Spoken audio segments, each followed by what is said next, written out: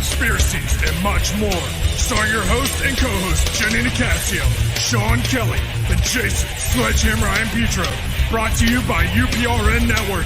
Now for your host, Jenny Nicasio.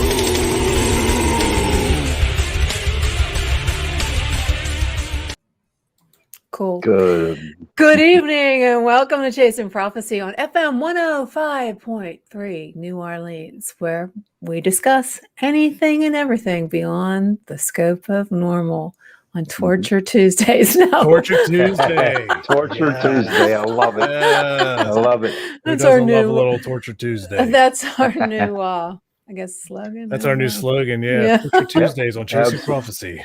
Yeah. Definitely. Definitely. Yeah, that was the one. You know, got the case on the Mondays out of the way. Now we're on Torture Tuesday. Texas Thursday. Exactly. Okay, what happened to Ed? Where'd he go? I guess he didn't understand. I told him. I shouldn't have. Oh my God. He totally he disappeared. I guess he's a ghost. He's a ghost. He's been ghosted. Oh, yeah. He's been ghosted. Oh, this is going to be. You might have to message him. There he is. Ed. Okay. Well, stay there. Don't go anywhere, Ed. He's in the green room. It's gonna be. It's that Torture Tuesday. Computer gremlins. We're still having a little bit of the full moon left. That's probably what's going on. Yeah. Yep. I didn't think I was going to make it today. It's one of those days. Why not? I guess I've been watching the news too much, so we're not going to talk. This is our escape for the people, so we're not going to talk about politics. Dun, dun, dun. But there you go. I got to stay. Hey, Jeff. I got to stay off the TV, so this should be good. So we have 2 hours, or hour and 40 minutes, and it should be a really interesting show tonight. I'm really happy. We have a great guest, so why don't we just get to it, guys? Jason, why don't you go ahead and introduce our guest tonight? Yes, that would be my pleasure. Tonight we're going to have Ed Kelemen. He is a retired Allegheny County officer where he was also one of the founders of the bomb squad. How cool is that? That's awesome. Yeah. Nowadays he's an author, a playwright, a columnist, and he also spends an inordinate amount of time with the Pennsylvania investigators of paranormal phenomena as a technician and a paranormal investigator. Also, during the course of writing his Haunted Pennsylvania collection, consisting of 5 books, he has been involved in over 300 paranormal investigations. Now, this is something I'm really excited to talk about. Yes. So where's Ed? Bring him in. Where's Ed? Welcome to Chasing Prophecy, Ed. Ed, welcome. Hey, Ed. How you doing, Ed? Hey, welcome. Glad to see you guys. Great. Glad to be here. Good to see you. Yeah, we're Glad excited to have you. Glad to have you. Yeah, we're glad to have you too. Get past all the gremlins. Yeah. Yep. We are very happy to have you. Well, Ed, I've been doing a lot of research on you, and you got some amazing books out there. And I'm going to try to do a screenshot. I'm not very good at this, so I'm going to try to put your books on here. No, don't say that. No, come on, please man. Don't say that, please. No jinx. No jinx. I'm going to try to do. Now, if I get screwed up, guys, I'm going to have to, you got to I can't see the screen. I'm going to try to do a slideshow of all his books. But for some reason, I can't get you back on. I'm going to try to do this. So we're going to try to do it anyways. Oh, hallelujah. Yeah, really. There you go. There it is. And the angels sing. I'm going to try to do I don't know if it's going to let me do a slideshow, but I'm going to try. If I have to hit, can you guys see that? Yeah. Yep. Oh, yeah, I can see it. I can't see it, so I'm just going to. These are all his books. They're amazing, and we're going to start with the Haunted Route 30, I think. Okay. Haunted Route 30 was my first book on the Haunted Pennsylvania series. Okay. What places did you investigate? Okay. Here's the thing. What this started to be was just an excuse for me to take long rides on my bike. Okay. Okay. And I'd be hopping on a bike and my wife would say, "Where are you going?" I said, "Research." She said, "Can't you do research from a car?" I said, "No, it's not the same thing." And that's kind of how it started. And then I really got into it. And the book wound up, Haunted Route 30 has about 55 or so hauntings along Route 30 in order from Pittsburgh to Philadelphia. And they're just like written as if you're riding down the route. They're one after the other, and there's directions how to get from one place to the next place. One thing I don't put in many of my books is people who don't want someone showing up at their front door saying, "Can we see the ghost?" You know, I don't put those guys in the book because they don't need that. And yeah, it was really interesting. And what I did the original Route 30 path, not the one you have today. It was the old Lincoln Highway. Okay. And the book starts at Point State Park in Pittsburgh, ends at Philadelphia Tavern, at Old City Tavern in Philadelphia. Did you get to the Playhouse down there in Point Park? Oh yeah, University? Point Park Playhouse. Yeah. That's, did you know the story about that? The Screaming Red Meanie? No, I don't. No, I never heard that one. No. They were wrapping a play there one night, and they broke down the sets, and they're having like a post party, a rap party, and someone brought out a Ouija board, and they started messing with the Ouija board, and next thing they knew, this red apparition appeared and started walking around the table faster and faster and faster. And then it started really running around the stage. And eventually it was actually running on the walls of the auditorium where the stage was. And then all the lights in the building started flashing on and off, and all the telephones in the building started ringing. And then everything went silent. And when I first heard that story, I says, yeah, well, maybe, right? But I actually wound up meeting the lady who was up on stage at that time, and she became the director of the Fort Bedford Museums out there, and that's where I interviewed her. But there was other stuff at the old Point Park complex down there. It's actually up in Oakland, and all kinds of hauntings was going on up there. It was a series of buildings there.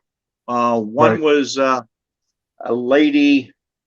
Let's see how that worked. She caught her husband with another woman, so she shot him, and then she ran down the hallway and took a header off the third-story window and died.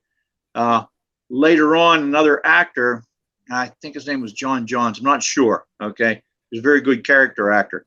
He had appeared in a lot of productions there, and he passed away.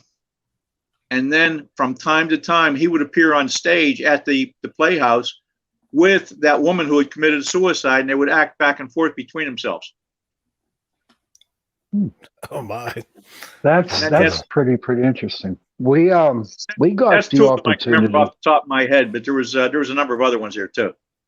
And then it just went on from there. I mean, you went from Point State Park, and you go along the old Route 30 route, and you go along Mercy Hospital, has a spirit of the nun there, and a person had an operation, and he complimented the staff about this nun that would come to him during the night and help him with a cooling towel and bring him water and stuff.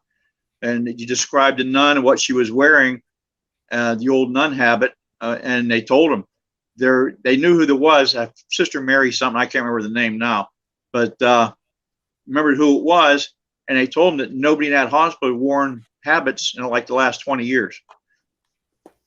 It was a deceased nun from there. And it just goes on and on and on. There's just so much history. Where there's history, there's folklore, and there's also hauntings too. You used to go from there to Mercy Hospital to the Bluff at Duquesne University, old Fisher Scientific Building, and then you can wind up. You'll come up to the Point Park's place, the old Pittsburgh Playhouse up there. Yep. University of Pittsburgh, the Cathedral, Carnegie Library, and museums, and just keeps on going. It's a fantastic trip all the way along there, 55 locations. It's really interesting. I see a I've long been to journey every road location trip in the future. What got you involved into the paranormal? Make little mini road trips too. Oh, that'd be game. Yeah. What got you involved in the paranormal?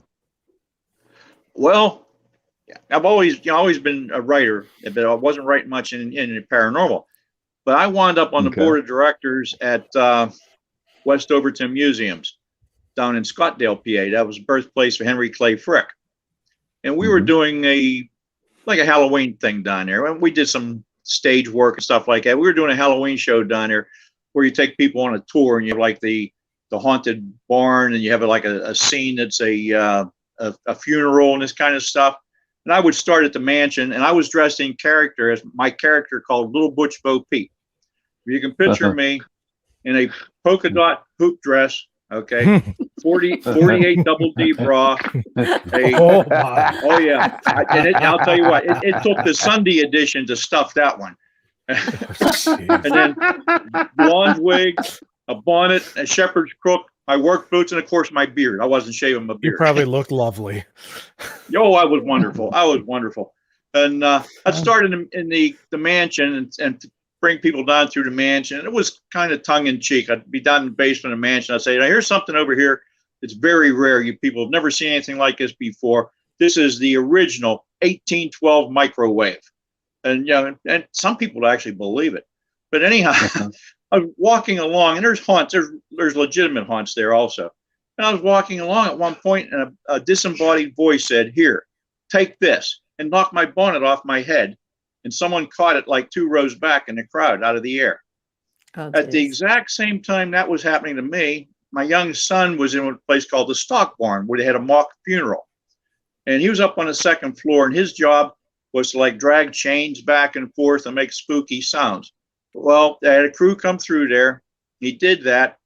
And then he stopped dragging the chains after the crew left. Well, the noise didn't stop.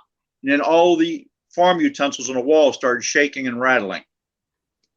Previous to that, another friend of mine had an occurrence in the distillery. So I was talking to her, and she was a writer, and we got to write a book about this place. So we did. We wrote a book called Weird West Overton, but there's like 8 or 9 different haunts there, and that got me started. That's crazy. It turned out to be a good seller for them. So then the next thing I know, I started working on the route. Well, I did one called the Haunted Foothills, about the hauntings in the Highlands, in Laurel Highlands. And I did the Route 30 book, and then the Route 22 book, and just on and on. Sounds like Pennsylvania is really active. Actually, it is. Yeah. Have you ever made it to the Jean Bonnet? Oh yes. Yeah, the Jean Bonnet is in my book, and I did investigation there too. The Jean Bonnet has, I believe, right now 4 active haunts. Okay, before they had 5. Back in the 1760s, General Forbes caught a teamster who they considered a spy for the other side. So back in those days, they didn't put him on probation; they hung him. And because the guy was known in the area, and Forbes had a small detachment with him, he didn't want the word to get out. He hung him in the basement of the building, and then they buried him in the basement floor. Now, as time went on, this guy, his spirit would appear from time to time, and people would get the idea that there must be money involved, because Forbes buried this guy, and he was buried with a pound of silver, and a pound of silver became 2 pounds of silver. Then he had gold. Then it became jewelry and all this other kind of stuff. And it just fell right into folklore, and nobody believed it, even though his spirit would appear from time to time. Yeah, well, the family that bought the Jean Bonnet, they put a real nice upscale restaurant in the basement. In order to do that, they had to lower the floor 2 feet. Now, this teamster guy who's been haunting this place for like 200 years, they dug down and they found his remains. And basically all it was a few bone chips and a couple buttons and stuff. But anyhow, they had it reburied properly in a cemetery over in Bedford. And when they did that, he stopped haunting the place. So he just needed to be like put to rest and put the peace rather than how it all went down. Right. And that's that's kind of stuff like that. And we do a lot. The group we started called P.I.P.P, Pennsylvania Investigators of Paranormal Phenomenon. We do a lot of investigations. Our whole aim is to help the spirits and help the people that are being bothered by the spirits. We don't do this for, I don't know if I can say this. It's a podcast. I guess I can say, no, we're on the air. Okay. we don't do it for fun. There's a group I call the giggles crowd. You know what goes with giggles, right? And we don't do it that way. One thing I would like to say, though, is we have our methods of investigating. I work with a couple of psychics, and we have a couple of tech people, and I'm like a halfway techie guy. I know a little bit about the stuff, and I'm the tech man, and I do all the recording and stuff. What I would like to say is there's probably across this state maybe well over 100 paranormal investigative teams, and they all have their own methods. But I've run into some people who think that the method they found is the only method, like they have found the answer, right? I want to tell people, if you come across someone like that, run from them, because if you have an investigative team and your investigative methods is getting results and it's working, then there's nothing. It's good. It's good. That's what works for you, and if it works for you, fine. It may not work for someone else, but it's working for you. That's the best way to be. Yeah. But I have run a couple closed-minded people who think that their way is the only way. There's many. There's people. There's many. Yeah. They wind up founding a religion somewhere. Yeah. Well, okay, so we have Route 30, and then we have which one? I like the one about. Well, we're going to do the one about the objects. You know, what kind of objects you have? Do you have like the objects? The haunted items. Oh, the haunted objects. No, yeah. How did you find? How did you? What is one? Let's go through the most unusual. Oh, well, my favorite is in there. Okay, it's going to take a little while to tell the story. Okay. It's in there is the haunted cauldron. Okay. Now we got to go back to the 1700s. And in the 1700s, there was a fellow called Anthony Wayne, General Anthony Wayne. He was called Mad Anthony Wayne. Okay. Successful businessman, and during the Revolutionary War, he raised his own regiment. His men adored him. He would get them into situations that nobody could get out of, and they would fight their way out and win. And as a matter of fact, after one of these, they come out of, I forget where they were fighting, in New Jersey somewhere, and they were supposed to lose, but they won. So on the way back, he stopped at a tavern outside of Philadelphia, and they partied nonstop, 24 hours a day for a solid week on his dime. So you can see why the men loved him. The guy who owned the place loved it so much, he renamed the place the General Wayne Inn, and it had that name all the way up until it closed about 8 years ago. But he went through the war doing this, and the way he got the name Mad Anthony Wayne, he had a fellow working for him who was called Sometimes Jimmy. The reason it's called Sometimes is because Jimmy was a spy, and sometimes Jimmy would actually come back and report to him. One day, Jimmy gets arrested for drunken disorderly, and he says, "You can't do this to me. I am a personal friend of the general. If you call him, he will tell you, not call him, but send a message to him. He will tell you that I have to be released. I'm essential to his command." And so he sent the note, and Anthony Wayne, in turn, sent a message back saying, "Not only is this guy not a friend of mine, but if I were you, I'd lay on an extra 20 lashes on him." And that guy said, "He's mad. That's what he is. Anthony Wayne is mad." And the name stuck. That's how he actually got the name. But anyhow, he went through the war. He was a war hero. Everything's named after him. Waynesburg, Wayne County, Waynesboro. There's Wayne, Indiana. These are all named after him. He was so popular. And after the war, he went down to Georgia and got elected to the Senate. And he was elected to the Senate for just a couple of weeks, and there was something about irregularities with the ballots. So he had to resign and leave Georgia. He come up to Pennsylvania, come back up to Pennsylvania. Of course, him being crooked, first thing they did was appoint him to the legislature. And then he was there. Then General Washington, who was president at the time, called him back into the Army to go to the Northwest Territories, which at the time was Cleveland, and settle the Native Americans there, which he did. While he was there, he contracted gout. And so he worked his way back to Erie, and he died of complications of gout. So, this guy along the way, all these different things he did, it could have been the end of his story. He was a war hero, end of the story. He could have a senator, end of the story. Legislator, end of the story. Called back in, settled the Indians, end of the story. But the story's just beginning now. They buried him at the foot of the flagpole at Prescott, at the military base there. So okay, there's old Tony there. He's under the flagpole. Back in Philadelphia, his daughter Margaretta, she starts aggravating her brother. So this isn't right. Dad is out of heathen country. Something ought to be done. He deserves a good burial in a Presbyterian church back here in Philadelphia. So she aggravates him for 10 years. And finally says, okay, darn it, I'll go get Dad. So he loads up a trap, which is like a sports car for horses, just two wheels with a seat and an old trunk in the back.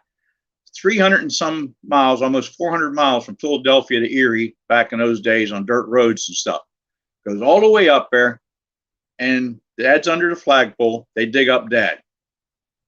And to their surprise, because of soil conditions or something, dear old Dad, his body didn't rot. So the doctor says, the same doctor pronounced him dead was actually his personal doctor. Doctor says, no problem. I'll just boil the meat off the bones and you can take the bones back.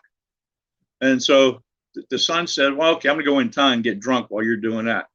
So he took a couple of days and they boiled the meat off the bones. They used this big cauldron and they had tools they used to scrape the meat off the bones and all this other stuff. So then the kid loads the stuff back onto the trap, and it's like in a wooden box back on the axle, and he rides back. So you get down to about Lewistown, Pennsylvania, old Route 322. Right about there, the hasp on the box works its way loose, and the bones start bouncing out. Now, meanwhile, back in back in Erie, where they dug the hole up and they dug him up, they poured the juice and the meat and all the leftovers back into that hole and put the coffin lid on top of it and threw the cauldron in some of the tools. So anyhow, now we're back down to Route 322. His bones are bouncing out. And the son doesn't know this. He gets back to Philadelphia. When he gets back to Philadelphia, he has about 40% of Dad's bones. So they bury him there. And that should be the end of the story, but not. Back in Erie, now he's buried properly in Philadelphia. Nice little, he has a beautiful monument and everything else. But he's misses his bones, and he appears from time to time. And he's a little upset about that. But you go back to Erie, where they buried the meat and the juice and the fat and all this other stuff when they boiled them stuff off.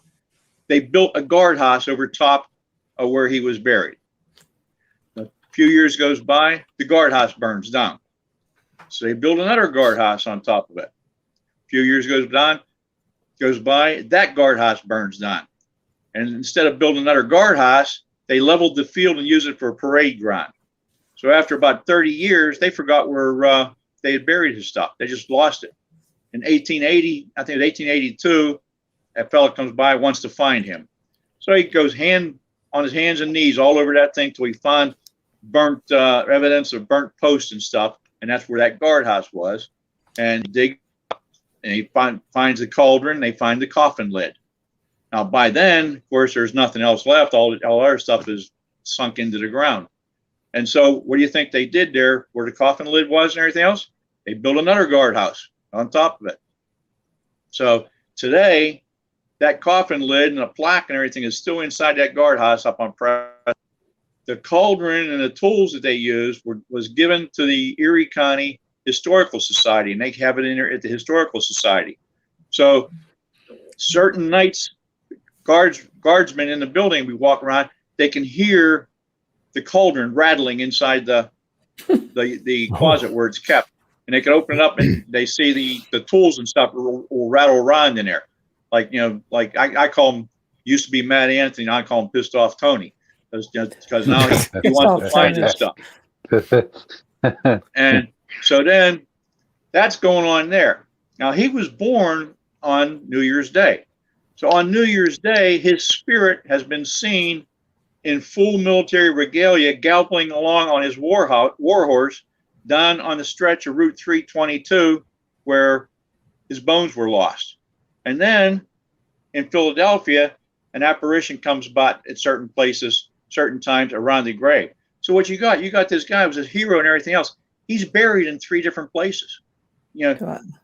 some of his bones are in Philadelphia. Some of his bones are scattered along the road near near Lewiston, and then the muscles and everything else was poured into a hole in Erie. So you see why I say he's upset Tony. He's not really not happy. No. And he's my favorite. He's my favorite in that book, in the book about the hauntings. And I have a picture of a cauldron and stuff. Let's see. Is it like a witch's cauldron? Well, it kind of does. It kind of the actual one kind of does look like that. What it is if you can picture a great big copper pot that they would sit on top of a fire. That's basically what it was. You know, hold about maybe 10 or 15 gallons. That's a pretty big cauldron. Yeah. Have you seen these items? I mean, up close and personal. Yes, I've seen the cauldron and the tools up in Erie and in storage up there. So when you saw them, could you feel like when you saw these items up close and in person, could you feel like the energy radiate off of them from the spirit? No. I'm not psychic.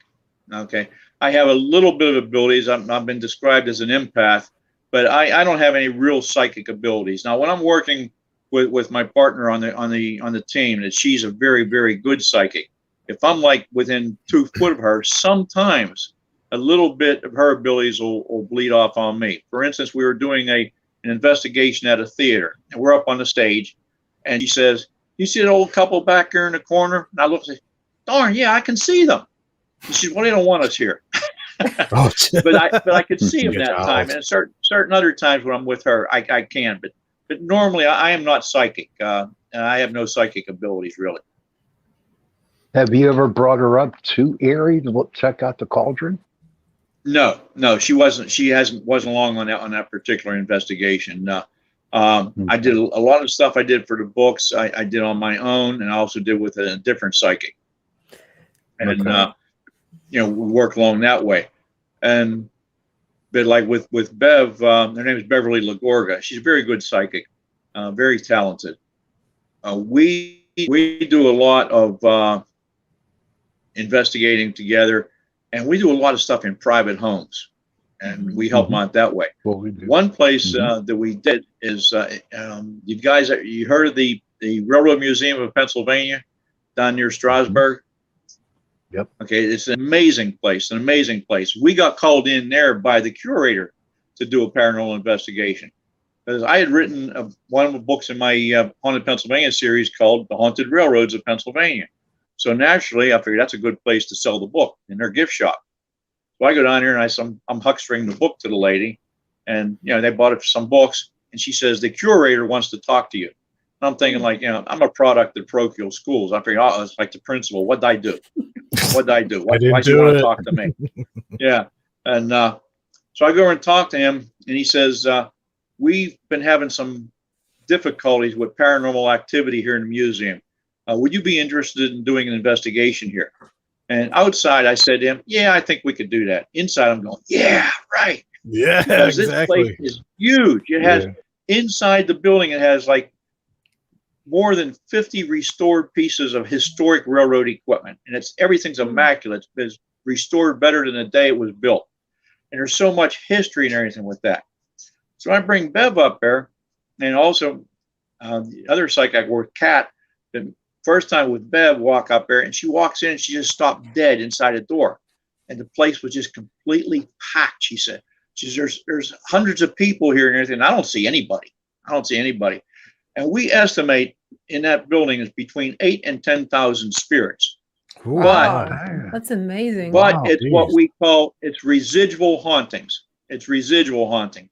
It's imprinted on the environment. It's not a spirit that you can interact with. In that whole museum, we have about 3, maybe 4 spirits that we call intelligent or active spirits that we can interact with. But the residual hauntings is when the energy has been imprinted on a place or an object or something like that. And when conditions are right, you'll get an apparition. Sometimes you get, electronic voice phenomenon, that kind of stuff. But in there you have, in that museum, you have railroad equipment from all these years. Excuse me. Now, one of the pieces of equipment has the engineer on there, and he thinks he's still making runs. Okay, and you can interact with him. What got us called in there's a big old steam locomotive, number 1187. And the curator told me people would tour the museum. On the way out, they would stop at the ticket booth, and they would congratulate people in the ticket booth. They'll say, "This place is fantastic. Those reenactors you have are so authentic. On that big engine over there, that 1187 engine, those guys are so authentic, they even have soot on their faces." And they tell them, "Well, there's no reenactors in this museum." And when we had, and a couple other ones, your piece of equipment was in such bad shape that before they could restore it, they had to encase it in steel. And we had activity in there that we could interact with. But we got so much activity in there that I wrote a book just about that place. And as a matter of fact, I'm going there tomorrow. Take us with you. Take us with you. Do you have any pictures or anything like evidence? Oh yeah, especially at the museum. In the museum, I have that 1187 locomotive I was telling you about. I have a shadow figure that I have it on tape, on a video, that walking across the back of the tender. That's one there. And then in the what's this other one? It's an old passenger car. It predates the Pullman cars. I have a stick figure that walks back and forth across the tops of the seats in that one. And then they have another car that they used for training railroad workers how to operate the air brake systems on the car. And as Beverly, I got a video as Beverly's walking down there. They had like 5 training stations inside the car. As she's walking along, a figure detaches from one of the training stations and walks alongside her the length of the car. And then when she stopped, it continued on into the office at the back of the car. Plus, we have all kinds of EVPs in there. It's just incredible. Why do you think it's just residual hauntings and not like just a spirit? Well, because we can't interact with them. They're there. They just won't. They just won't communicate. It's more or less. It's more or less almost like looking at a hologram or a loop. So it's like energy that's left behind from them. Right. That's what it is. It's energy that's left behind, and then when other energy builds up to a point, it'll tip it, and you'll be able to see it or hear it. And I compare it to those. You ever go to a water park and see the great big bucket with the kids will be underneath there, and it fills up with water? That's why I compare it to the energy builds to a certain point and it tips, and these things become visible or audio, or they'll come up on audio. Why do you think there's so many there? Because the railroad equipment, goes back to as early as 1832, 34, all the way up through now. And we have trains there was used for troop transport in the Civil War, the Spanish-American War, World War I, World War II, and the Korean War. And these soldiers, there were transport on that. We're waiting to go back on, Beverly has to go back to one of the cars because some of the soldiers, the spirits of the soldiers on the car, there's an active one in there, and he begged her to come back because he wants to tell her the story. And she was exhausted that day and couldn't continue. So, and then COVID hit. So we will be going back to continue on that one. But just every one of those things that you have these. I set up a video camera down the aisle of a passenger car that was operable back in the 1860s. Okay, and I run that video, and then I have to stare at it on a computer, and so I'm staring at like 2.5 hours of a video when nothing's happening, which makes your eyes cross. But on this particular time, we set up the thing, we left the car, and after about 10 minutes, you hear a voice like it goes, but you can't make out what they're saying. It's like a mumble. Then pep, pep, pep, then you're pep, pep, pep, pep, pep, pep, pep. Next thing you know is the sound of an entire railroad car of people talking to each other. And this is going on, on the audio portion of the video. Then all of a sudden, it stops like you flipped a switch. And the next thing you see our heads bouncing along the windows coming back to the car, almost as if they said, they're coming back, we better shut up. And that's just another one down there at the Railroad Museum. We just want to take a real quick break. If there's anybody have a question for Ed, you can go ahead and post them in the chat. I believe there's a number of different chats open. There's YouTube. There's Pittsburgh Paranormal Society. There's UFO Paranormal Radio. So there's a number of different ones. International Community for Alien Research. So if you have a question for Ed, please post it, and Jason or Sean or I will read that and give it to Ed. All right, yeah, I'll do my best to answer the question. Hey, Ed. Go ahead. I got a question real quick. Sure. When you say that whenever you interact with spirits, how do you interact? Okay. I interact with them, excuse me, using a digital recorder and also using digital video equipment. The other way that I will interact with a spirit is with a K2 meter using yes and no questions. And what we tell them, because their energy is what spirits are, their energy. And as they get closer to the K2 meter, it will send it higher and higher. And we do yes and no questions. I say, the closer you come, that will light it up, and that'll mean yes. And you back off, and that'll be nothing, and means no. So you have to use yes and no questions. The other thing that I use is dowsing rods. And same thing, it's yes and no questions. You cross the rods for a yes, spread the rods out for a no. And then I get EVPs on the digital recordings and stuff. But that is usually, excuse me, with the recordings, that is usually Beverly will be interacting with a spirit, and she will ask questions, okay? And I don't hear anything. She'll hear the answer. I don't hear anything. But when I play it back on the audio with the digital recorder, I'll oftentimes get the answer will come back on the recorder. And it's just verification of what she's doing. It's always cool to catch EVPs and stuff, you know. What's that? From different. It's always pretty cool to catch EVPs, you know, spirits actually communicating with you. It's like, like you said, you can't hear them, but then you go back and review, you're like, oh, I just heard, you know, it answered my question like spot on. What is really funny is I have two really good digital recorders, but the audio, I have a Nikon SLR with digital. Okay. What is really funny is I get better audio results in that Nikon than I do with my digital recorders. What do you get, Justin? What do you got? I think we've been on a couple investigations where your video camera picked up some noises too, didn't it?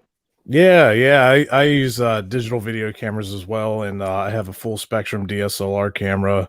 We have K2s, but my favorite piece of equipment that I have is a Zoom H1 digital recorder, just a handheld. Mine's about 15 years old, and it's just still probably the best piece of equipment I have for picking up EVPs. But I've also realized that my video cameras that I have, which are Panasonic HC VX981s with night vision, with I use a Rode shotgun mic on there, and I'm starting to realize they're picking up a lot of stuff.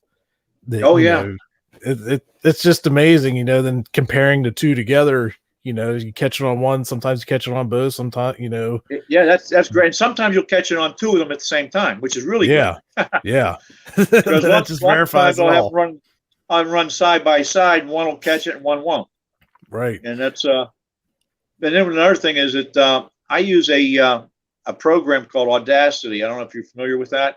Yeah. It's free because I don't have a lot of money. I download all this stuff. I'll download all my audio into Audacity, and I'm at the point now, if I get maybe 10 minutes into an audio and I start picking up EVPs, I can spot the EVPs by their wave sign, which is really cool. Yeah. Now you want one thing. I'm sorry. Go ahead. No, go ahead. Now I want to ask you, since you were talking about sound waves and stuff there, I'm going to see if you experience the same thing I have. So I use Logic Pro for, you know, going back and review. Same, you know, Audacity, Logic Pro, you know, they all do essentially the same thing. But anyways, I've noticed that even if I could see the sound wave of the EVP, I have yet to find it, but I'll do like a sweep on the on an EQ of the whole frequency range, and they do not come through on any particular frequency. They're there. Right. But you know, so it's really, I wanted to see if you experienced that too. Like they're on a total different frequency realm. That, yeah, you know, it's almost as though they're hidden in there somewhere. Yeah, exactly. But I can spot the wave signs, and what is funny is sometimes I'll play it back 5 times and I'll hear it 3 times. And other times will be always. And I'll slow it down and I'll increase the volume and stuff. But beyond that, we don't like to use filters or anything like that because we think that contaminates it. You know? Yeah. Yeah, it does. Mm-hmm. It ain't a pure EVP, and I don't believe of alternating anything. The only thing that I do personally is like I'll put like a high and low pass filter on just to get rid of like rumble and stuff. You know, that's below a certain hertz range. Well, yeah, that and white noise. You know, just ambient sound. Yeah, and getting rid of some of the white noise. Yeah, just to really help the EVP itself come through. You know, right. And one thing we do is that we will only accept like Class A EVPs. Okay, if I have to tell someone to listen to it more than once before they hear it, then it's not an EVP. It's audio pareidolia. And I get a lot of that. We get a lot of that too. Yeah, we do too. I got to share a story with you. I'm sitting up here in my office, where I am right now, and it's daytime. It's like in the morning, and I'm working on a computer, and I hear rap, and I said, "Oh, damn it! Something followed me home from the last investigation." So I said, "Rap." I said, "Okay, I'll converse with you. 1 rap means yes, 2 raps mean no. You got that? Here, rap. I said, don't mess with me." So now, then I get it going. I'm carrying on a conversation for like 45 minutes with rap. My son comes home. He comes up the steps up to my office. Hey, Dad. I said, what? He said, you know what? There's a woodpecker right above the window in your office. What do you got you? That's funny. Hey, Ed, I have a question. Yeah, you can laugh at yourself too because I've had that stuff. Yeah. Have you ever gone on an investigation? My eyes start crossing. Have you ever been on an investigation where your psychic wouldn't let you go in?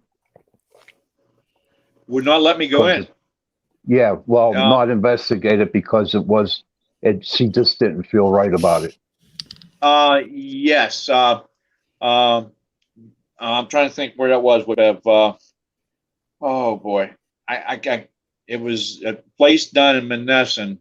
Right down the street from me. Nice. And we were going in there, and we're going to do an investigation, and it just stopped dead in her tracks. There, a couple murders that occurred in there, and she just couldn't handle the negative energy, and we didn't go in. Wow. Yeah, that's what it was. It was just pure negative energy is what it was. Nothing as far as malevolent spirit or anything like that. When we encounter something that we think might be like involved with a demon or demonology, we just get the hell out of there. That's not what we don't know how to handle them. But we do have friends who can, and we refer them to those people. Especially we have a couple of Native American shamans that we know, and they are very experienced at getting at exorcising demons. And also it's not like TV. Demons are rare. They're very rare. In the last 15 years, maybe I've encountered maybe 2. It's not like TV where every time you hear something fall down the steps, you jump and say, "Hey, it's a demon." Yeah, dude. I agree with you, Ed. I agree with you 100%. And another thing that I try to tell people is spirits are nothing to be afraid of because all they are is people. That's all they are. Yeah, we're on the same page. Yes. Yeah. The body has died and the essence lives on, and you treat them with respect, and you'll get good results. I only had one case. I only had one case. I had to be confrontational, and it was because a spirit was terrorizing a 4-year-old kid. And, That's not cool. That's not it was good. a That's spirit not of a nasty cool. old man.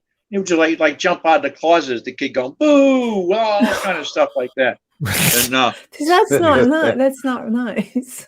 so we cleansed that house big time. So have you ever had? I got to What? ask you this because I've experienced this myself. So I want to ask you this: have you ever had like a spirit run up on you where you heard it, your cameras picked up its noise, and it scared the bejesus out of you? Yeah. And then it was gone. Have you ever had that happen? I've had it happen, but it didn't scare me. Oh my God. Just this past weekend, we were doing an investigation, and a spirit just like run up and just brushed past me, trying to get out of a room. And all I did was say, "Well, excuse me," you know. And, tell them your story, Jason. I have no fear of the spirits because they're just people. And another thing I have to remember is all they are is basically their energy, and they can't do anything unless they absorb energy to build up a storehouse of energy to even make themselves known, because they have no energy of their own. That's why you find them around power plants, along railroad tracks, Really? where there is energy, along rivers lines. and streams.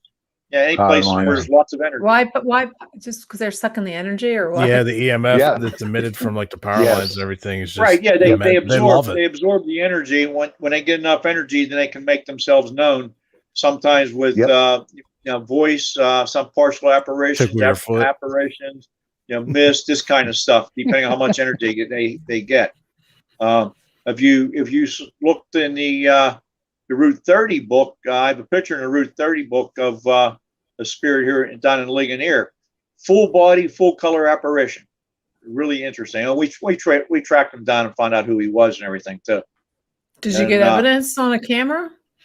Yeah. As a matter of fact, I have a couple copies. A friend of mine took the picture, and they have a large version of that picture on display down at the tavern, because it was a spirit of a former customer. He used to come in every day around 4 o'clock for a shot and a beer, watch the news, and go home.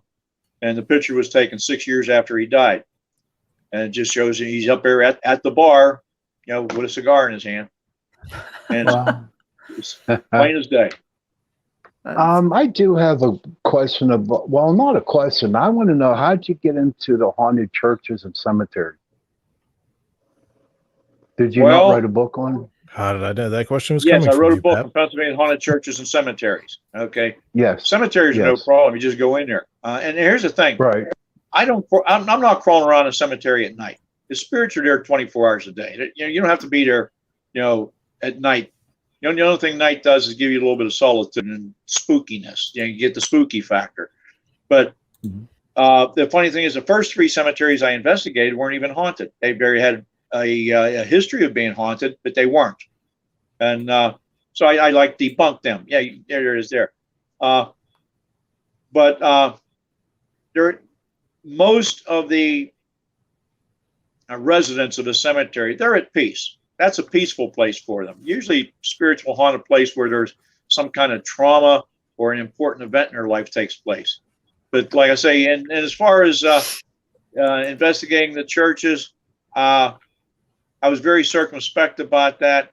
Some of the places I actually got permission. Other places I went in without permission. Okay.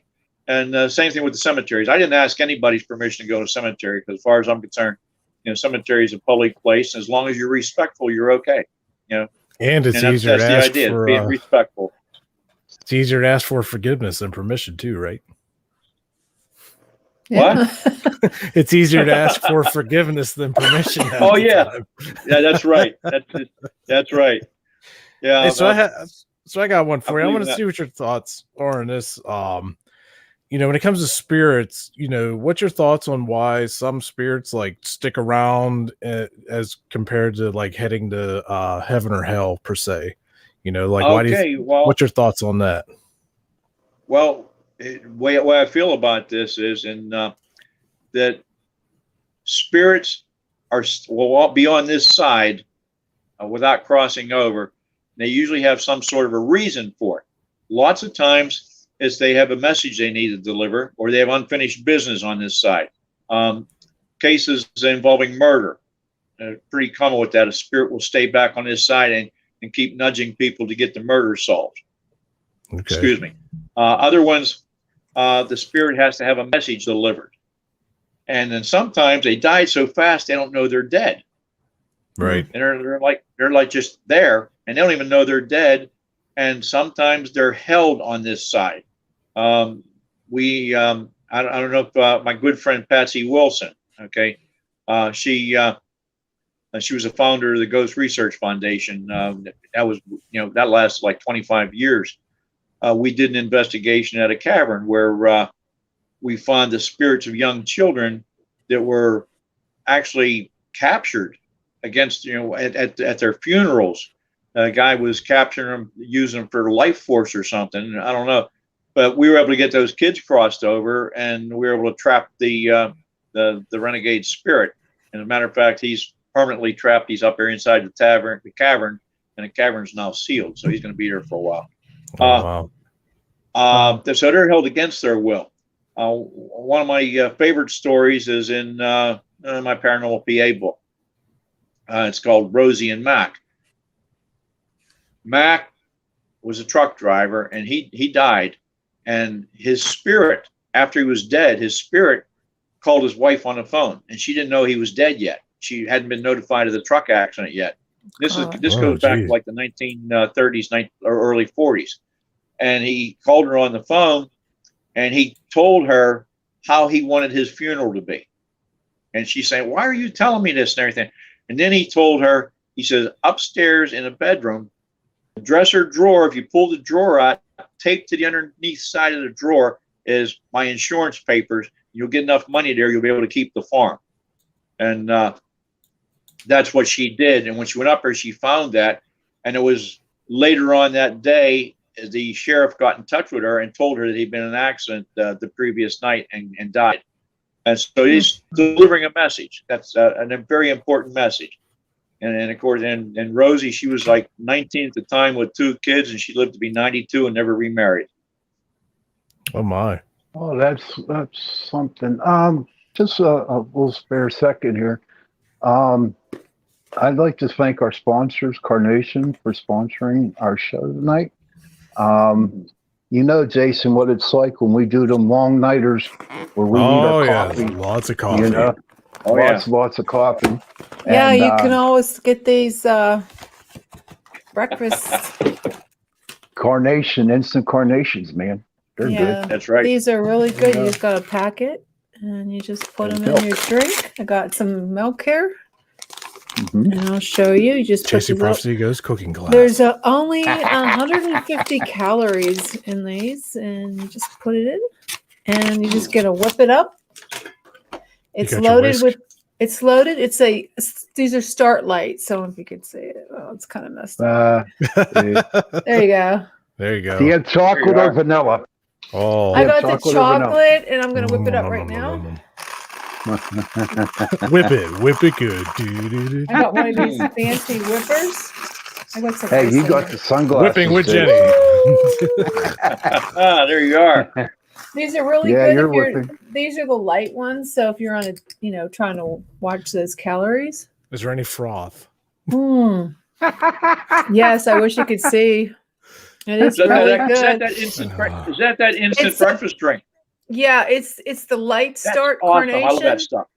And it's like it's loaded with vitamins, and you can. There's How much also, you got to whisk it? I like it. I like a lot of froth. See? Just sprayed myself. You just walked right into that one, hon. Cheers. Oh, you're all frothy now. They're it's really good for, especially it's 150 calories, and I use almond milk because I don't like. Ooh, that's gross. I don't like regular milk. No, almond milk is unsweetened with the Carnation. Did you ever see the milk and almond? It's crazy. Isn't it kind of like tedious to get the milk out of the almonds? I got spike in a little whiskey. You got to use. Never mind. Anything almond, I'm not. It doesn't taste like almond. It doesn't taste like when you put it in here. It just tastes like milk.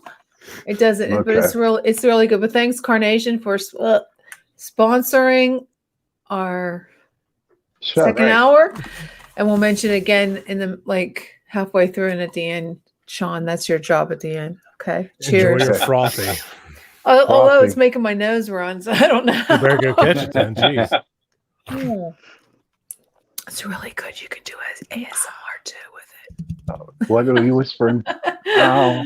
I was saying ASMR so carnation. So nobody could hear us on the live radio. You got to whisper. Yes. So Ed, no. Out of all your 300 investigations that you have done, what was your best one ever?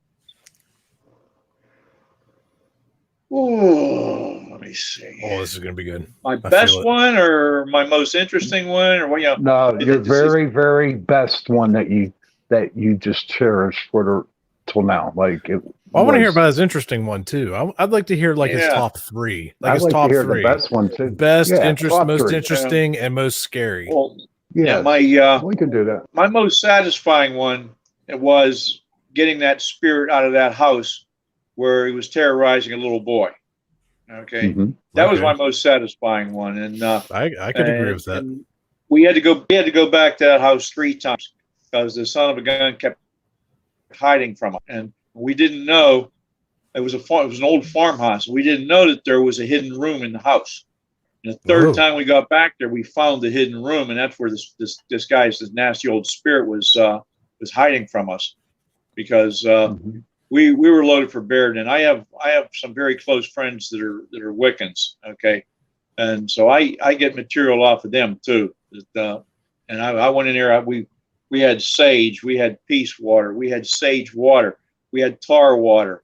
We also had holy water, and we went in there and we got that guy out of there. We finally got him out, but it was so nice because the little boy wouldn't even sleep in the house. And then when we cleared that house, he went to his mom and dad. He says, "Mommy, Daddy, it's so nice in there now, and it just made us feel good." That was a good one, and that was fairly recent. I think that was about a year or two ago. And then, like I said, my most interesting ones is working there at the Railroad Museum. But we like to do it in a way that we feel we're helping people. And we recently had one that was really complicated, and I was glad to get done with it. It excuse me, involved. I'm gonna have to go.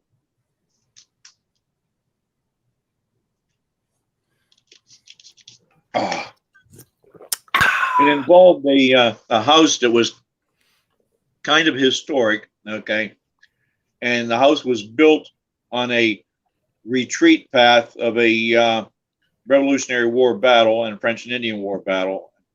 No, French and Indian War, not Revolutionary. French and Indian War battle. There was spirits all over the place, but the problem they were having was there was a spirit that was kind of a shape changer. It wasn't like it was just appearing as different things. It would appear like as it would appear as a human being with a dog's head, and it would do things like crawling up the walls and stuff. Oh, jeez. We went back. We went to that house, and I'm not kidding you. We cleared that place out. It was unbelievable. I got some video of shadow figures in there of a the punching bag, the big bag, the heavy bag that they punch, the heavy bag. Yeah. Okay, I got a video of one of those just swinging them by its own. It's getting hit and swinging, and there's nobody there. Also, I have on video a child's rocking horse, and a voice is coming out of the rocking horse saying, "Get out, get out." Oh, see you later. I'm out.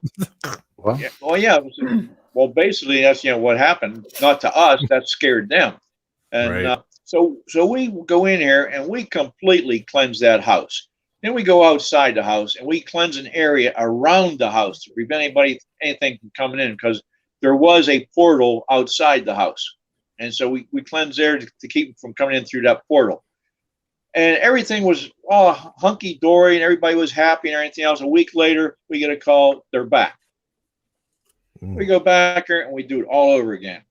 Then we get called back a third time. And the third time we get called back is when we learned that the two women in the house, the one in particular, was dabbling in witchcraft. Ooh. And she was, Yeah. but she wasn't trained. She was what they call a dabbler. She wasn't trained. And so instead of practicing, like we call white magic or black magic, what was happening with her is it was chaotic magic, because she didn't, you had no idea how those spells were going to turn out, what the results were going to be. And half the time they would be bad. So in order to do that one, I had to call in two of my friends who are witches. They're fairly high up in the Wiccan religion. One is lives up in Hermitage, PA, up near Sharon. Her name is Sibel. Another one lives in the South Hills of Pittsburgh. Her name is Marita. And I had to call those two in because that was beyond me. I couldn't figure out. There's nothing. We're saying we're doing everything right. And then we found out that what we're doing is getting undone. So those two came in, and they put up spell blockers and all kinds of stuff that they do, and cleanse the house and everything. And the one who was practicing the witchcraft was the nanny of the house. And we had to go down to the nanny's house and clear that one out too. And down at that house, we found, I'm not kidding you, this number sounds astronomical, but I'm not kidding you. We found 14 portals that she had opened in that house. Every darn mirror in that house was a portal. Holy crap, man. And it was exhausting. Lord. And then finally, the two friends of mine who were witches, they told us, we're not going to do this unless you allow us to put a spell of binding on you.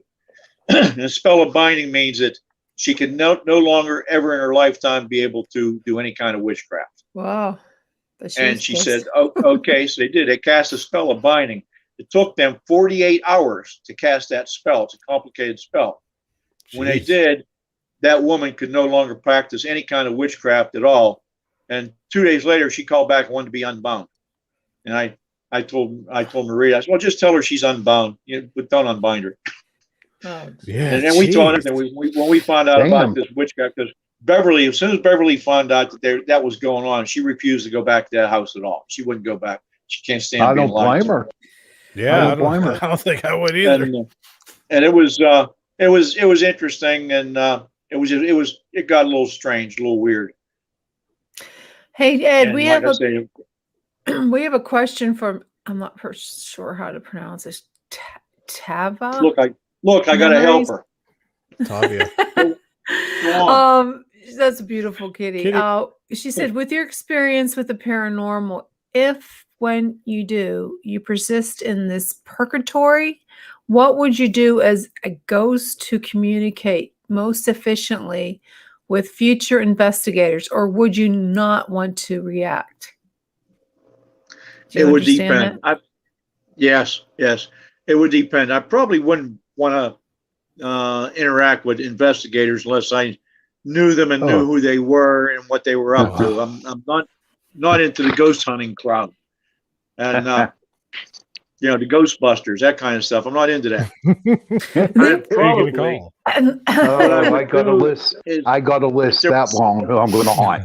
Okay. Yeah. And she also says, if you were locked in a singular dungeon room your entire life and led to believe that was the entire world, regardless of what exists outside of it, you would not attempt to leave, because as far as you're concerned, this is all there is to see. So would you stay there?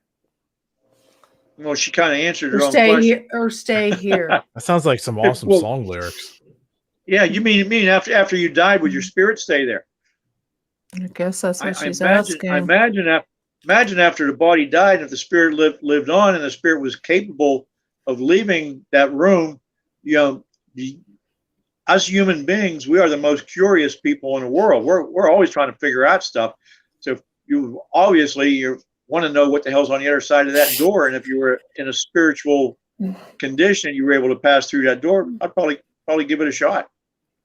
Yeah, and she also never know what's on the other side. She said, here's an interesting thought. She says, what if the spirit is stuck here because they simply don't believe and therefore cannot see any other route? What if to them there is no heaven or hell? or even some other place, ascension or dimensional travel, reincarnation, whatever it may be. What if their belief defines where they end up? Well, yeah. Whatever turns them on, I don't know. I have no, I don't have an answer for that. I don't have an answer for that. Because every civilization going all the way back to cavemen had a concept of an afterlife. Yeah. There's a concept of an afterlife. We call it, the Greeks call it the Elysian fields. And the bad guys went to Hades, and the Norse call it the Valhalla, and Christians call it heaven. And every major religion has some kind of a concept of an afterlife, and civilizations are the same way. Look at all the aggravation the Egyptians put themselves through so they could live on their afterlife. Think about it. They were convinced they were taking that stuff with them too. There was a movie with Robin Williams. Do you guys know what it was? Where this man believed when he died, he went to see his wife in, I guess it would be heaven or the afterlife. It's a really deep movie, but I can't remember the name of it. I can't think of it either. I can't either. It was really bizarre. I guess, I don't know. Who knows? Yeah, and but whatever you perceive it is.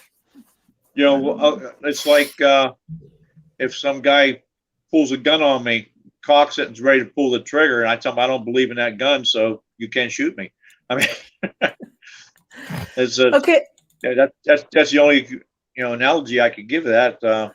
It's like just because you don't believe in something doesn't make it not be there. Yeah, that's true. I can understand that. Okay, Ed. Okay, your other book, The Haunted Railroads. Now we talked about the museum. What do you believe is the most haunted railroad, and why would it be haunted? It's the most massive haunt along railroads is Duffy's Cut down in Malvern, PA. Okay, that is outside Philadelphia. It's part of the Philadelphia Main Line, the old Pennsylvania Railroad. In 1832, they were laying rails from Philadelphia to Harrisburg, and today's where Malvern, there was a large hill there that had to be cut through to lay this track. Now, when they were doing this, they didn't have locomotives yet. The rail cars were being pulled by horses. So, they couldn't have lots of grades or anything. Very shortly afterwards, they were able to get the small engines and stuff. However, a fellow by name McDuffie goes over to Ireland, and he gets 56 Irishmen, and one Irish woman. Catherine Burns was the Irish woman. She was 27. And he brought them over here, promising them a new life.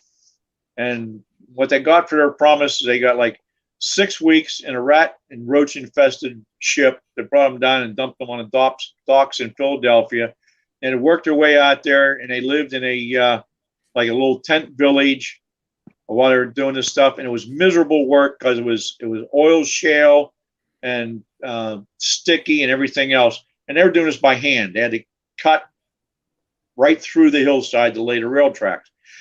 Well, it was 1832, and it was the same time what was going on in Philadelphia was the religion wars plus cholera epidemic.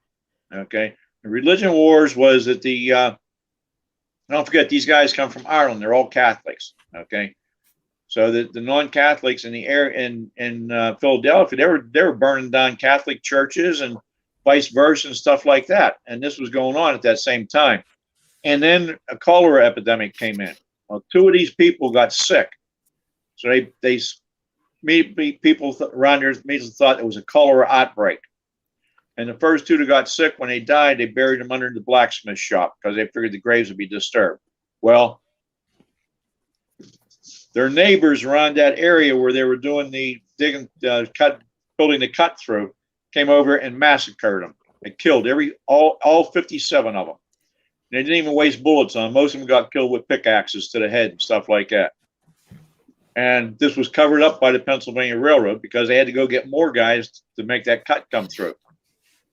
And starting about 10 years after that, their spirits started showing up around the area, and they would show up. They'd be moaning and singing. Some of them would actually be dancing, and it'd be like as if it was a party and this kind of stuff. Then you move forward to about 18. I think it was around 1880, which is about 50 years later. Someone put a memorial made out of wood there, memorialized, and they said that they died of cholera. There was a cholera outbreak, and they said there was a mass cholera outbreak that killed them. Then in the 19-teens, that wooden thing had rotted away, and they put a concrete one. And the thing is, where they put it wasn't where the bodies were anyhow.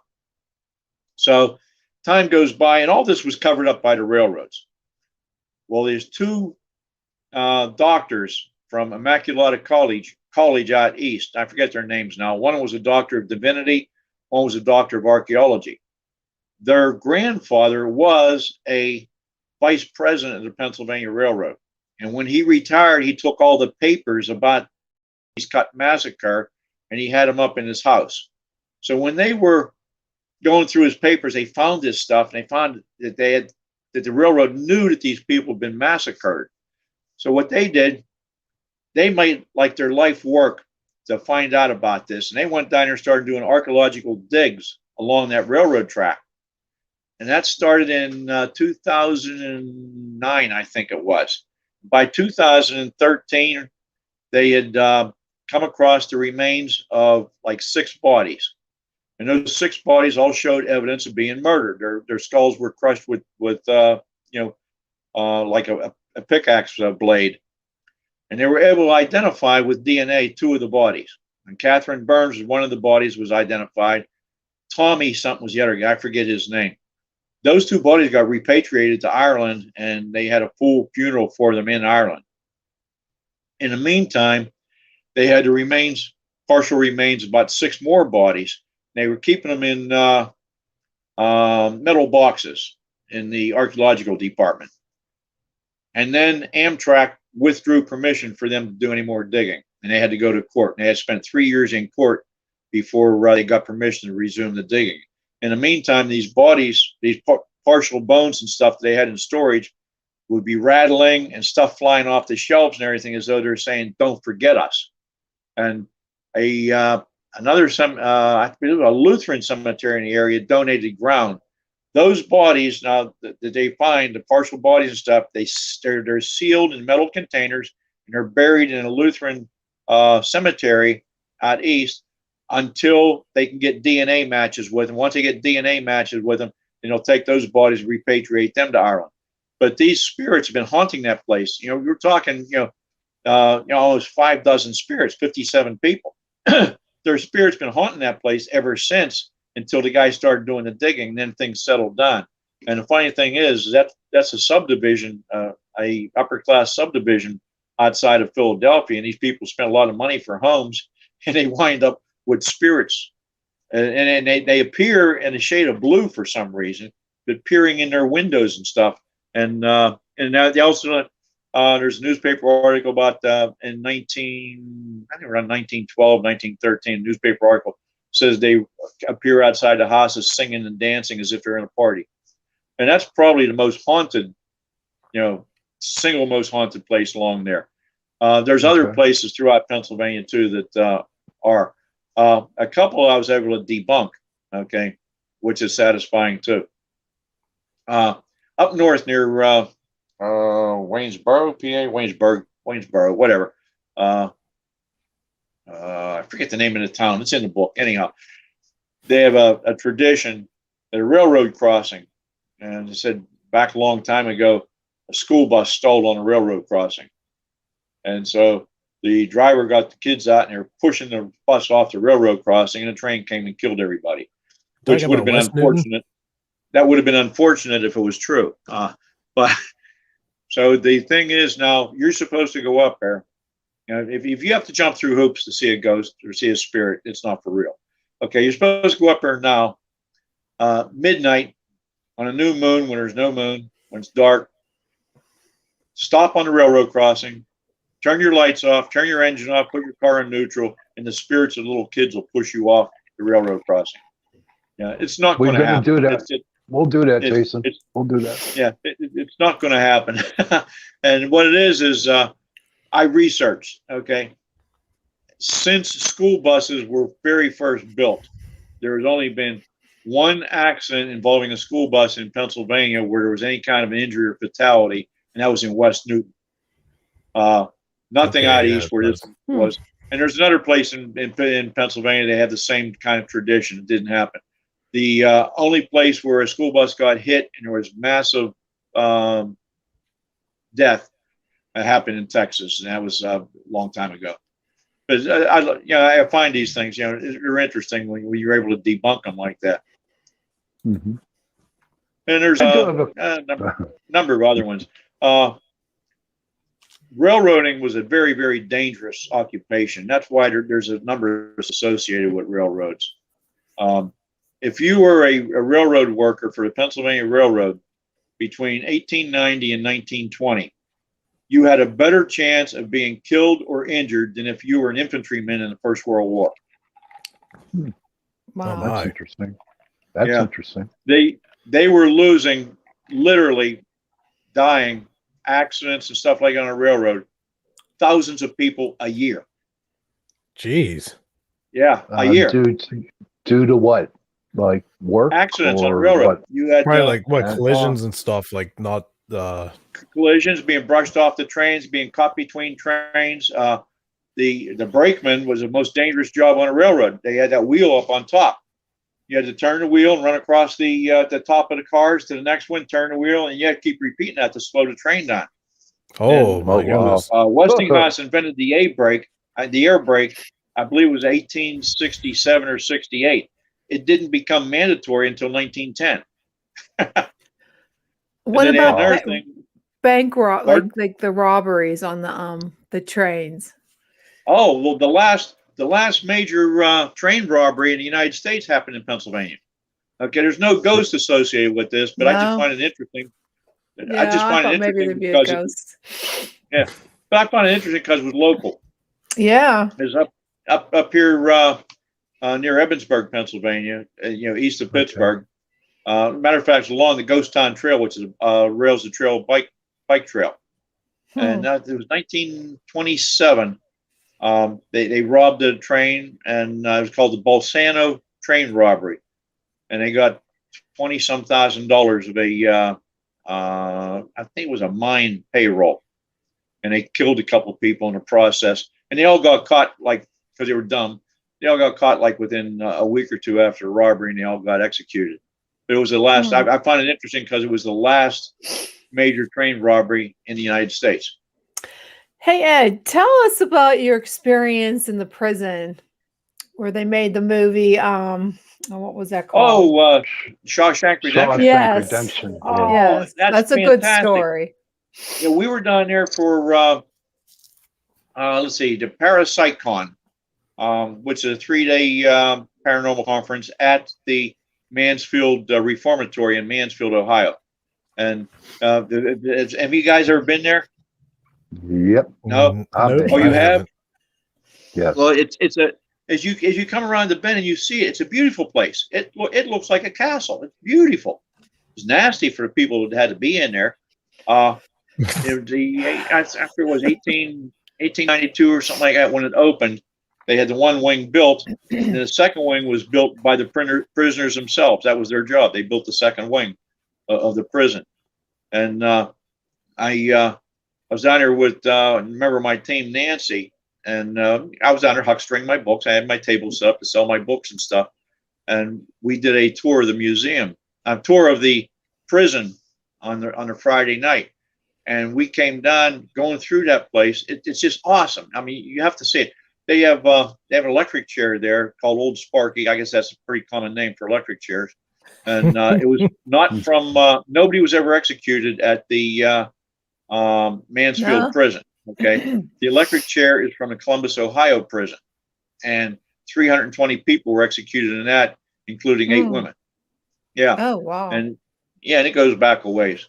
But anyhow, we're doing a tour of the place, and we wound up down in the old solitary confinement area. And we were sitting inside the solitary confinement. We had a a K2 session with the spirit from down there. It was fantastic. And just conversing back and forth with him, we attempted to cross him over. We don't know if we were successful or not, but we tried to cross him over. If you ever get a chance to go down there, just beside, we had a lot of paranormal activity in that place when we went through that museum. Just a lot of paranormal activity, but the history itself is really something else too. And of course, while we were there, I stayed in a motel from hell, but I'm not going to mention it because yeah, that was interesting. That's exciting. Were you going to say, Sean? Yeah, I have a question, and this will probably be my last one for the evening. Maybe. I know. You're talking about.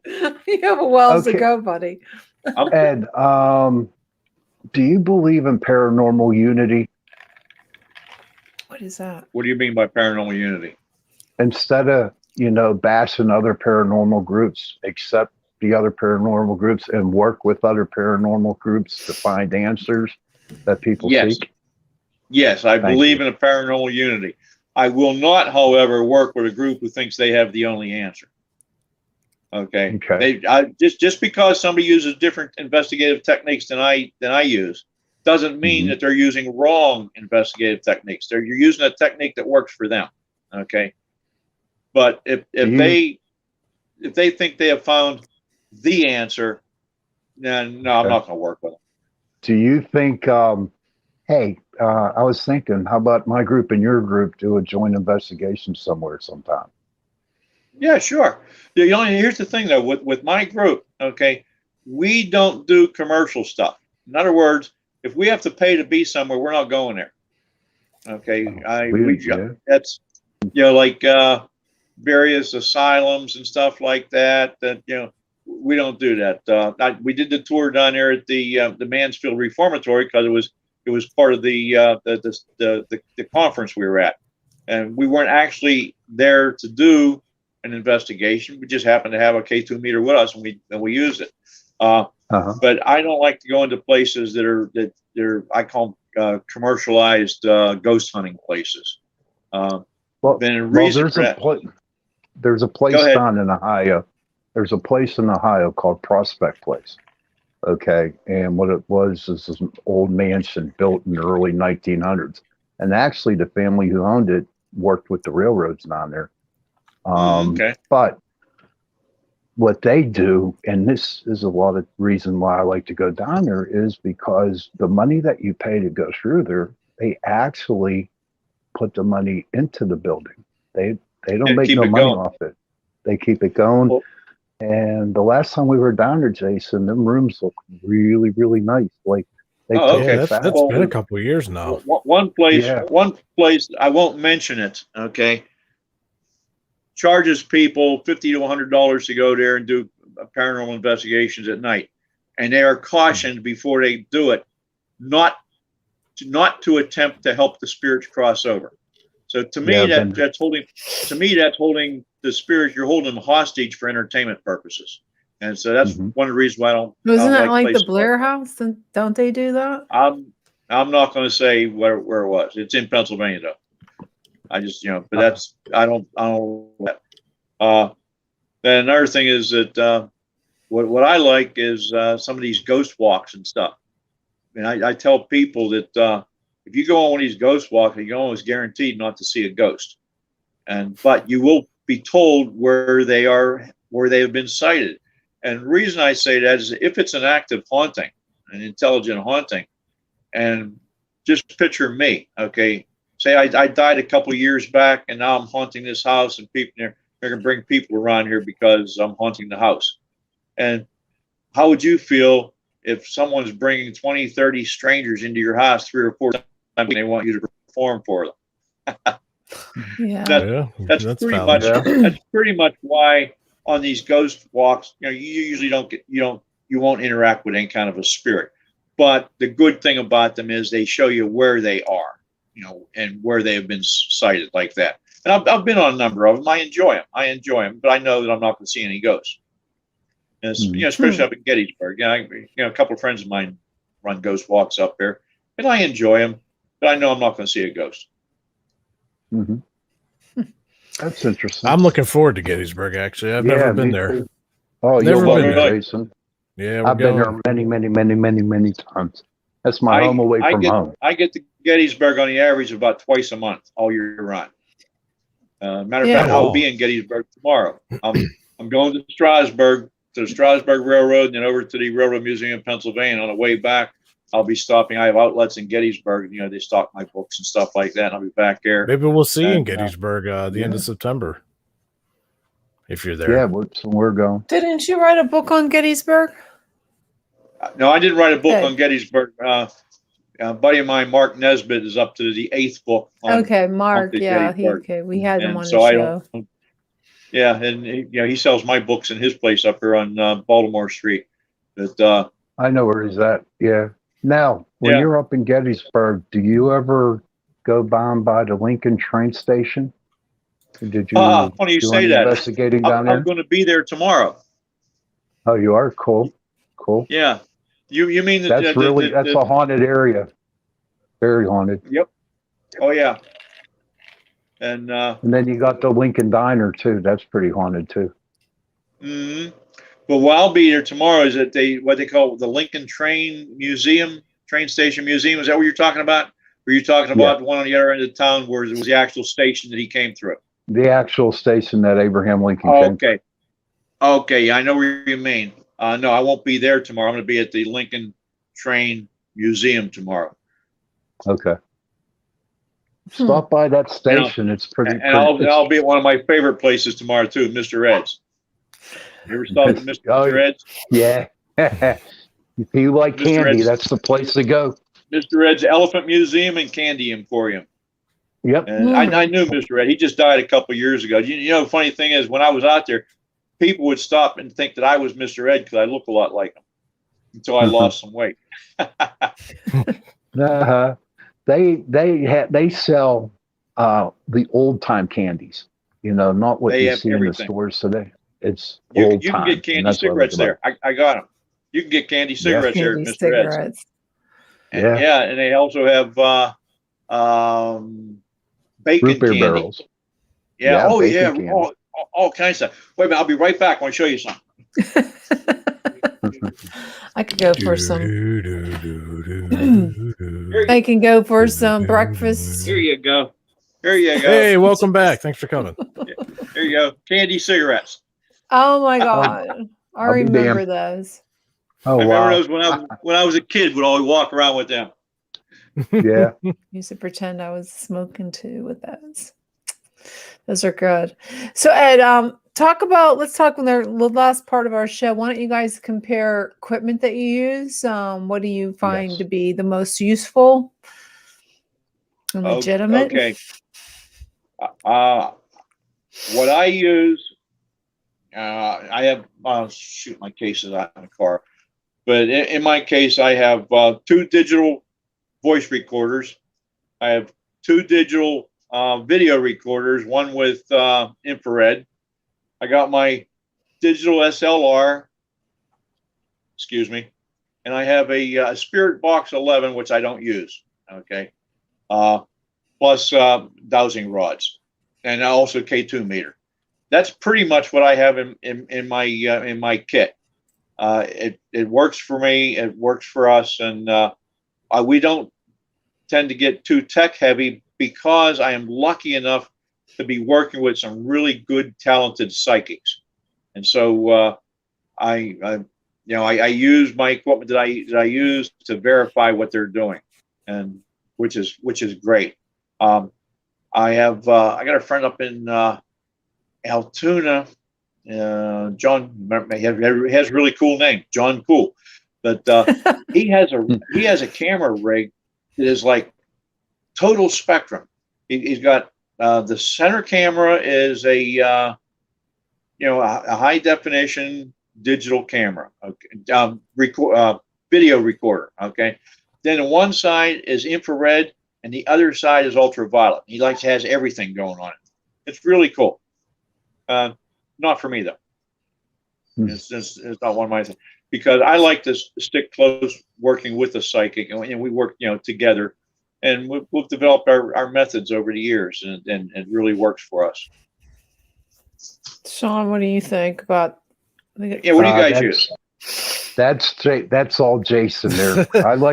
I prefer the K2 meter and the digital voice recorder. That's all I need. But So, same here. So how Same here. And what I do, I take that digital SLR and I hang it around my neck and I put it on video, and so it just records what I'm doing, and I get a lot of good results that way. Mm-hmm.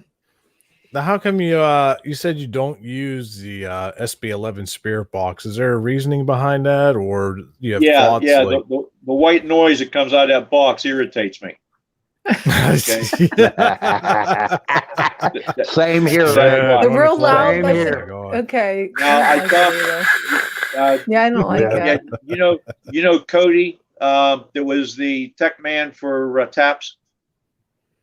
Nah, not really. I don't know personally, no. Okay, he was their techie. He did all the stuff.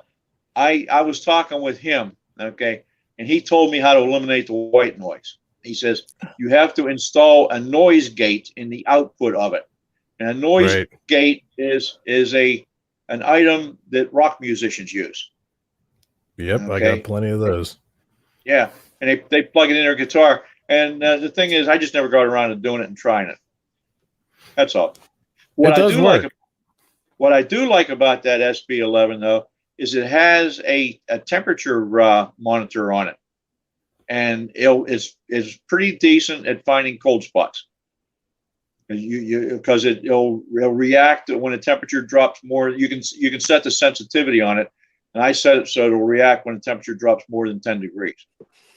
And once again, just like with the K2 meter, when you're working, it's a tool that gives you that spirits may be there, but then you have to. It's just a tool, and you have to go on beyond that then to interact with them. Right. Did you ever use a REM pod at all? This seemed to but be I've seen them getting more popular. I've seen them used. Yeah, and it's I don't know. It just I don't know. It's not something that I was interested in. Just like recently, well, I'll tell you one thing. Other things we do use. We use ping pong balls and feathers for trigger items. Okay, but I saw someone recently had some damn thing that I call it Teddy Ruxpin. It's a teddy bear that Boo Bear. Spirits come. I don't know. The spirits come close and the bear talks or something. And I says, I thought it was a toy. I've seen some of those. They're actually making those like teddy bears with like REM pod lights in them and stuff. So when something gets close, they light up different colors and stuff. Yeah, that's kind of like what this thing was. I just thought it was a toy of some sort. It wasn't for me. It wasn't for me.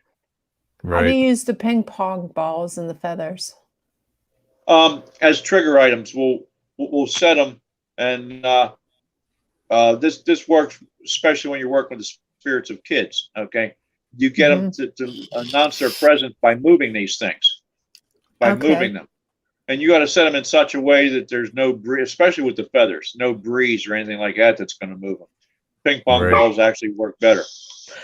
With red cups, yes. It doesn't take a lot of energy to move a ping pong ball and a feather because they're light. So right, yeah, that's the idea on trigger items. And sometimes people will use little toy trucks and stuff. There's a place on Route 30 called 1806 Antiques. We interact with the spirits of two young children there using a little toy truck, and get them to roll it across the floor. Hey, Ed, did you get a chance to go to Montefiore Hospital before they tore it down on Route 30? Yes. And I have a friend of mine that was a nurse that worked there, and you wouldn't believe the stories he was able to tell me. I was there when it was still safe to go through there. I did not put it in my Route 30 book because I was afraid if I did, people would start crawling around in there and get hurt. Yeah, it was dangerous. They had at one point they used to keep the accident victims from accidents on Route 30. They would keep them in that hospital. That hospital had a morgue. All hospitals have morgues, but they have keep them in that hospital's morgue until like a coroner could come pick it up, or a funeral director could come pick them up. And so there was lot of activity that way. And there was also around the maternity ward in there was a lot of activity too. Any stories you want to share? Well, nothing I could verify. Nothing I was able to verify. I mean, I like I said, a friend of mine was a nurse there, and he told me about lots of times after the maternity ward had long been closed, you could walk down a hall and you could still hear babies crying in there and things like that. There was a lot. That would be a residual haunting. Okay, and same thing down around the morgue. That you hear some activity down there, but most hospitals will have some kind of residual haunting. You know, hospitals, prisons, theaters. Were live action theaters. You know, playhouses. For some reason, these places seem to attract it, and they have a lot of hauntings in them. I would have liked to have gone through that. I've heard a lot of stories around the family. A lot of weird stuff happened. I wish there was a movie about it, though. Have you ever had a spirit like attach and follow you home by chance? Yes. Beverly and I were we'd done like I say out there at the Railroad Museum. We've done 7 major investigations there. Okay. Oh my. One time coming home, we're riding in the car, and all of a sudden I smell pipe tobacco. I don't smoke. I said, Bev, are you smoking a pipe? She says, oh yeah, right. She says, I smell it too. I said, so she turns around, she looks in the back seat, she says, oh, we got a passenger. Oh jeez. I said, who is it? Yeah, so I'm already turning around, and she says, it's one of the old workers from the railroad. He just wanted to ride along with us, see where we're going. Well, I said, well, tell him we're going back to the museum. And that's what we did. We went back to the museum, and then we cleansed the car so we didn't have anybody else follow us home. I did also in other investigations. I have had I've gotten attacked by negativity, or something would follow me home, and it would just not dangerous, but mentally straining. That would cause me mental stress. That it would be like a negative spirit or something would come and just be aggravating and then make me miserable, make me negative. And so I have to be careful with that sometimes, because when it's happening, I don't realize it's happening. I'm being an SOB, biting people's head off and everything else, and I don't know why I'm doing it. And so then I'll do a white sage smudge cleansing of myself. And if that doesn't work, then I'll have Bev do it, for me, and that usually works it out. That's the thing you have to watch out for. And another thing, what we've been doing since that fellow decided to follow us home from the Railroad Museum, what we have done now, anytime we finish up an investigation, we'll smudge ourselves with not smudge, but I'll use a little bit of sage water on myself and maybe squirt a little bit in the car. But yeah, that's something we learned. You learn along the way. Oh yes. But we never had anything super nasty or anything like that follow us. That's good to know. Do you have any books in the making? Yes, I'm working on one now. I've been working with 2 friends of mine, the spirit of a young girl named Amelia, who was murdered in 1865. She was a black girl up in northwestern Pennsylvania. She was hung by a tree. She was accused of doing witchcraft and stuff like this. And it was all a lie. Okay, although she was capable of doing witchcraft. Been working with her now for 2.5 years, and what she wanted, she came to a person. She wanted. This is my friend Sibel. Sibel has a store up there that she has pagan supplies and witchcraft supplies and stuff like that in there. And she found herself ordering ingredients, didn't know what the ingredients were that she was ordering. She researched it and found out they were ingredients for voodoo spells. Oh, jeez. And finally got in touch with the spirit of Amelia. And what Amelia wanted her and another friend of hers to do was to curse the descendants of the guy who hung her. Okay. And they informed her on certain terms, we don't do that kind of crap. You know, that's not going to happen. And so finally what she wanted her story told. And so for 2.5 years, I've been working with it. We're just coming to the end of it right now. So I'm working on a book we call From the Files of P.I.P.P. Okay, you know, paranormal investigators, right. You know, Pennsylvania investigators, paranormal phenomenon. And that's going to be the featured story in the book. Like right now, I'm up to about 6,000 words. About another 2,500 words is going to finish her story. And then I have other interesting cases that we worked on. Like case I was telling you before about the people who was dabbling in the witchcraft. That's going to be in that book, and things like that. That's the one I'm working on there. And trying to think, I'd have to look at my computer. I got another book I'm working on too. So that's all on the back burner. I did a Route 22 and a Route 30. I'm thinking about also doing a Route 6 across the northern tier. How far does your Route 22 go? That starts at Point State Park in Pittsburgh. It goes right through to Stemmy's Tavern in Easton, PA, out where they make the crayons. Funny thing, both the 22 and the 30 book, they start in Point State Park and they both end in a bar. Yeah, that's funny. Stemmy's Tavern out in Easton, PA is haunted by the spirit of a gangster. Yeah, but it's haunted by the spirit of a gangster out there. It took a hell of a lot to kill him. He got shot like 6 times with a revolver, 3 or 4 times with a rifle, and they finished him off with a shotgun. Oh my! And he was still crawling on the floor. So he haunted.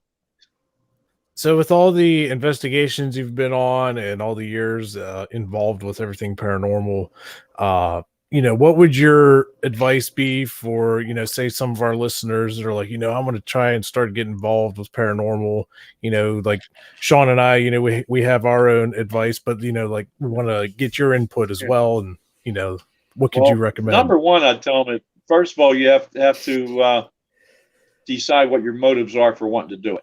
Okay. Our motives, because we want to help people. That's what we want. We want to help people. We don't do it for entertainment. We don't do it for entertainment. We do it. It's a serious thing, and we do it to help people. And that'd be the first thing I'd tell them.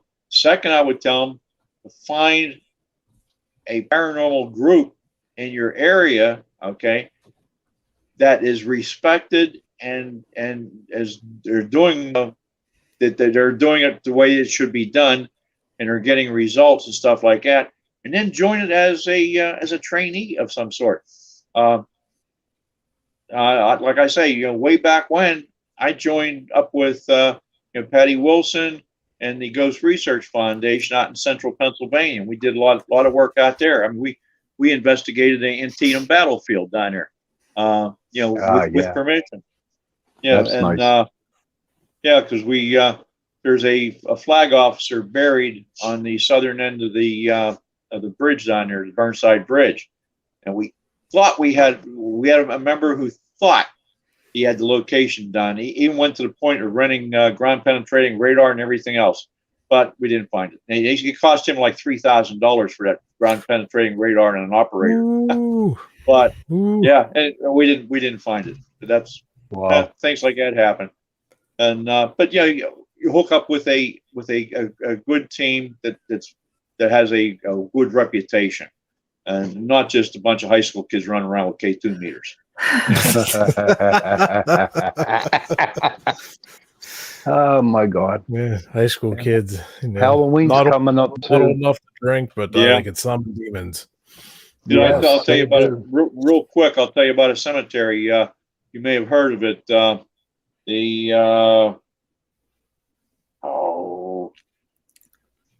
What's in that cemetery down there on 22 from the movie? I forgot the name of the cemetery. It's was in the Night of the Living Dead. Oh, movie, Night of the Living Dead. Was that Mount Carmel? No, that's the truth. You know, it'll hit you like 3 Livermore. That's it. Livermore Cemetery. Okay, that's not too far from where I live. If you go over, that place has been trashed like you cannot believe. Tombstones knocked over the hillside. They use tombstones for building bonfires and making fire pits with them. Beer parties, all this other stuff. It is. And if you get caught over there trespassing, local magistrate is not going to give you a fine. He's sending you straight to the Indiana County Jail. You can appeal while you're in jail. Okay. You're going to get like 10 days, but even so. But I've seen this damage over there. Here's the problem with that. Okay. They said Night of the Living Dead, Livermore Cemetery. That's at the beginning of the movie. You see the big sign that says Livermore Cemetery. Ramirez took that sign from Livermore Cemetery up to Evans City and put it back up there and took the picture and then took the sign back where it belonged. That cemetery was never in, the cemetery was never in the movie. That's one. Oh wow. I did not know that. Yeah, that's one. Oh, wow. Two is it was a movie. It was a movie. There's no zombies running around there. How do you know? You never know. There might be. I don't know. Yeah, as a matter of fact, That's kind of like Quaker invented the modern Cemetery. concept of the zombie anyhow. Before him, there was a different concept. What was that? The other thing is they say that there's spirit activity in the cemetery because when they flooded the town of Livermore, they moved the cemetery up on the hill and they're upset about being moved. That's also wrong. That cemetery was on top of the hill from day one. But the one cool thing about the town of Livermore, in 1948, that town was flooded out for flood prevention program. They made the is it the Loyal Hannah Dam? I think it's the Loyal Hannah Dam. I'm not sure the name of the dam, but if you go down there now, there's a rails and trails, West Penn rails and trails there, and there's like a bridge. You get halfway across the bridge. You go down there in the morning when it's misty. You look down there. Sometimes you can see the rooftops of the town in the mist. Yeah. The cool thing about that is that's a residual haunting. The cool thing about that is the town was bulldozed by the Corps of Engineers before they flooded it, so there's no buildings there. And I have seen those rooftops. I've gone down there early in the morning, and I have seen those rooftops down through the mist. You can actually see them in there. Wow. But Don't they call that the Stick cemetery is not haunted, except maybe it's haunted by some really, really upset spirits that are just laying in wait for someone to come back that trashed the place before. I don't know why I always thought that cemetery was Mount Carmel. No, wasn't it? I thought it was saying Xavier Cemetery up there in Evans City. Do I have that right or wrong? I'm not sure. I think it was. I get the impression St. Xavier's was a cemetery that was used in the movie, but I'm not 100% sure about that. I'm probably wrong. I don't know. Yeah. I tell you what, though, I caught my first full-figured shadow man in a cemetery. Remember that, Sean? Oh, yeah. Yes, I do. Yeah, Yep. yeah. I was taking pictures, and out of like 400 pictures, there was one with a legitimate, like, tall shadow man walking, amongst the tombs, and it was pretty fascinating. It was cool. Very fascinating. But, wow. So when's your next investigation, Ed? We just finished one, and we're doing the work on it now.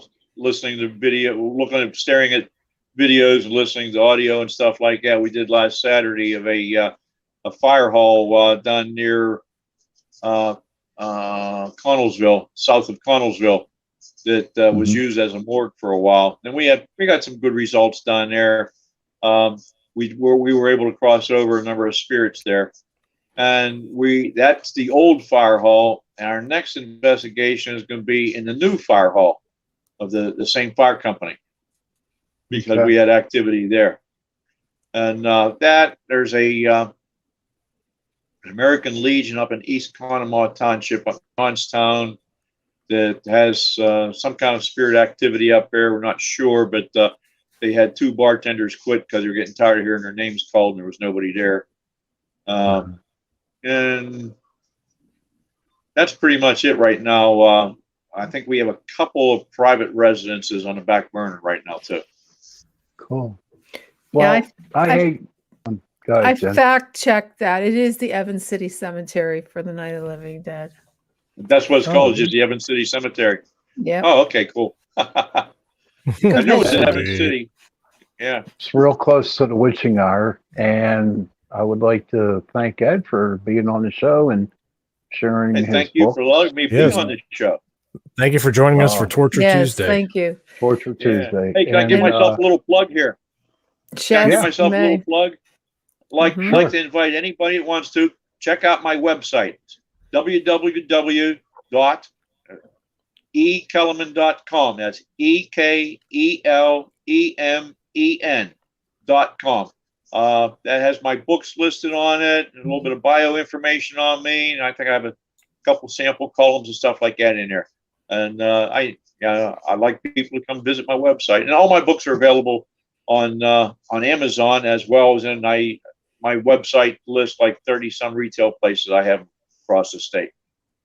That's great. Nice. Okay. And that's my commercial. Now you guys got to do a commercial too, right? Oh, don't worry, we will.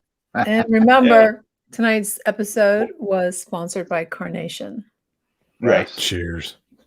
Cheers for Carnation. Want to thank Ed again for being on the show, and you can follow us on YouTube and Facebook. And next week guest is that Eileen Jones?